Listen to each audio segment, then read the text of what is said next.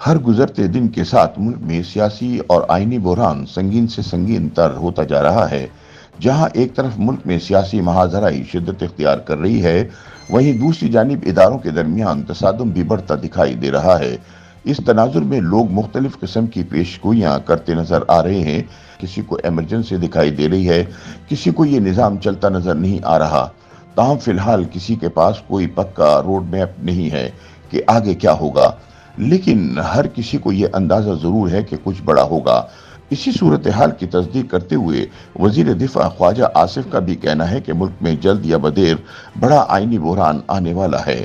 موجودہ صورتحال ماضی کی صورتحال سے کئی زیادہ گھمبیر ہے اور اقتدار چھن جانے کے بعد سے تحریک انصاف نے جو رویہ اپنایا ہوا ہے، اس سے وہ ملک کے وجود کے لیے خطرہ بن چکی ہے۔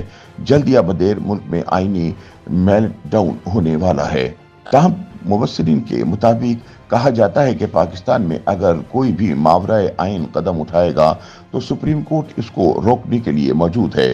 سپریم کورٹ ملک کو آئین و قانون کے مطابق چلانے کی چوکیدار ہے۔ اس لیے یہ کہا جا سکتا ہے کہ سپریم کورٹ ہر ماورائے آئین کام کو روکے گی اور ملک میں جمہوریت کے تسلسل کو قائم رکھے گی۔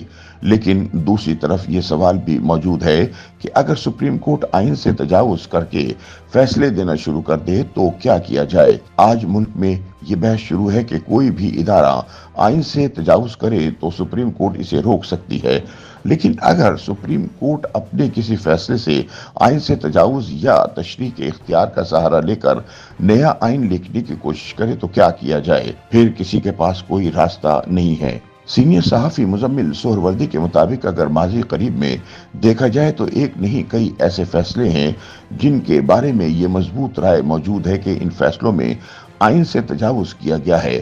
ویسے تو سپریم کورٹ کی جانب سے جنرل باجوہ کی مدت ملازمت میں توسیع کے کیس میں جب پارلیمنٹ کو قانون سازی کرنے کے لیے 6 ماہ کی مہلت دی گئی تھی اور اس دوران جنرل باجوہ کو بطور آرمی چیف کام جاری رکھنے کی اجازت دی گئی تھی۔ 6 ماہ کی مہلت کی آئین میں کوئی گنجائش نہیں تھی، اس لیے اسے بھی ماورائے آئین ہی کہا جاتا ہے۔ اس طرح جب آئین کے آرٹیکل 63 کی تشریح کی بات ہوئی تو سپریم کورٹ نے قرار دیا کہ پارٹی پالیسی کے خلاف ووٹ ڈالنے والے ارکان اسمبلی صرف نااہل نہیں ہوں گے بلکہ ان کے ووٹ بھی شمار نہیں کیے جائیں گے، جبکہ آئین میں لکھا ہے کہ رکن اسمبلی ووٹ ڈالے گا پھر نااہل ہوگا تو ووٹ شمار نہ کرنے کی بات کہاں سے آ گئی؟ سپریم کورٹ کے فیصلے کے بعد آئین کی نئی شکل بن گئی ہے کہ ووٹ بھی شمار نہیں ہوگا اور نااہل بھی ہوگا۔ اب ایک طرف سپریم کورٹ کا فیصلہ ہے، دوسری طرف آئین ہے، دونوں ایک دوسرے سے متصادم ہے۔ اس طرح ضمنی انتخابات کے لیے وزیر اعلیٰ کا انتخاب روکنا بھی آئین کے مطابق نہیں تھا۔ ایسا کہیں آئین میں نہیں لکھا ہوا کہ ضمنی انتخابات کے لیے وزیر اعلیٰ یا وزیر اعظم کا انتخاب روکا جائے۔ منتخب وزیر اعلیٰ کو نگران بنا دینا بھی کوئی آئینی فیصلہ نہیں تھا۔ لاہور ہائی کورٹ کی جانب سے الیکشن کمیشن سے مشاورت کے بعد جو الیکشن ٹریبیونل بنائے گئے، آئین میں اسے یہ اختیار حاصل نہیں ہے۔ سپریم کورٹ نے اس کیس میں بھی درمیانی راستہ ہی نکالا۔ لاہور ہائی کورٹ کے آئین سے تجاوز کرنے کے بارے میں کچھ نہیں کہا گیا، بس فیصلہ معطل کیا گیا۔ اس طرح ماورائے آئین کرنے کی حوصلہ افزائی ہوتی ہے۔ سمجھا جاتا ہے کہ کچھ بھی نہیں ہوگا، یہ تو لاہور ہائی کورٹ کا معاملہ تھا جو سپریم کورٹ سے معطل ہو گیا، لیکن سپریم کورٹ کے فیصلے کے بعد تو کسی کے پاس کوئی آپشن ہی نہیں ہوتا۔ اب مخصوص نشستوں کے فیصلے میں آئین میں ارکان کو وفاداری کا فیصلہ کرنے کے لیے 3 دن دیے گئے ہیں، لیکن عدالتی فیصلے میں مدت 3 دن سے بڑھا کر 15 دن کر دی گئی ہے۔ یہ رائے مضبوط ہے کہ مدت بڑھانے کا اختیار سپریم کورٹ کے پاس نہیں تھا، اس لیے یہ فیصلہ ماورائے آئین ہے۔ یہ درست ہے کہ سپریم کورٹ سے توقع ہے کہ اس نے مکمل انصاف کرنا ہے، لیکن مکمل انصاف کی خاطر کیا آئین و قانون سے باہر جایا جا سکتا ہے؟ جب ایک سیاسی فریق کو مکمل انصاف دینے کے لیے آئین اور قانون سے باہر نکل کر فیصلہ کیا جائے تو دوسرا سیاسی فریق متاثر ہوتا ہے۔ وہ سمجھتا ہے کہ عدالتی سہولت کاری کی گئی ہے، جس سے ملک کے سیاسی منظرنامے میں عدم استحکام پیدا ہوا ہے۔ سنی اتحاد کونسل کے کیس میں تحریک انصاف کو ریلیف ملنے کے حوالے سے بھی ایسی ہی توجیہات سامنے آ رہی ہیں۔ سوال یہ ہے کہ کیا مکمل انصاف یا حقیقی زمینی حقائق کو سامنے رکھتے ہوئے سپریم کورٹ آئین اور قانون سے باہر نکل کر کوئی فیصلہ کر سکتی ہے؟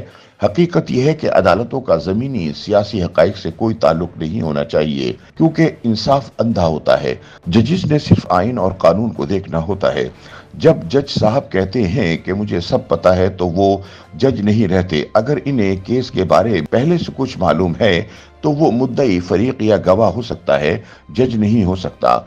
जज केस को सुनकर आइन और कानून के मुताबिक फैसला करने का पाबंद होता है। आइन और कानून से मुतजाविज फैसला चाहे कितना भी इंसाफ पर मबनी हो, इसे इंसाफ नहीं कहा जा सकता, वो मावराए आइन ही होगा।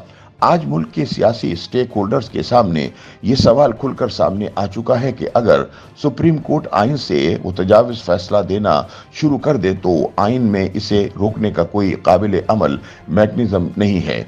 फैसले पर नजरसानी अपील दायर करना भी आइन से तजावुज की सजा नजर नहीं आती, क्योंकि जिसने आइन से तजावुज किया है, इसके पास दोबारा जाना भी गैर मुंतकी से ऑप्शन लगता है। शायद आइन साजों के जहन में आज का मंजरनामा नहीं था, इसीलिए ऐसी सूरत हाल का कोई हल सामने नहीं रखा गया। इसलिए इस हवाले से आज सब बंद गली में है। YouTube पर गूगली न्यूज देखने के लिए youtube.com की सर्च बार में गूगली न्यूज टीवी टाइप करें। गूगली न्यूज के पेज पर सुर्ख रंग के सब्सक्रिप्शन वाले बटन पर क्लिक करना ना भूलिए। YouTube पेज पर अपलोड होने वाली वीडियोस से बाखबर रहने के लिए बेल आइकन पर क्लिक कीजिए। आपको हर नई वीडियो के बारे में नोटिफिकेशन मौसूल हो जाएगा।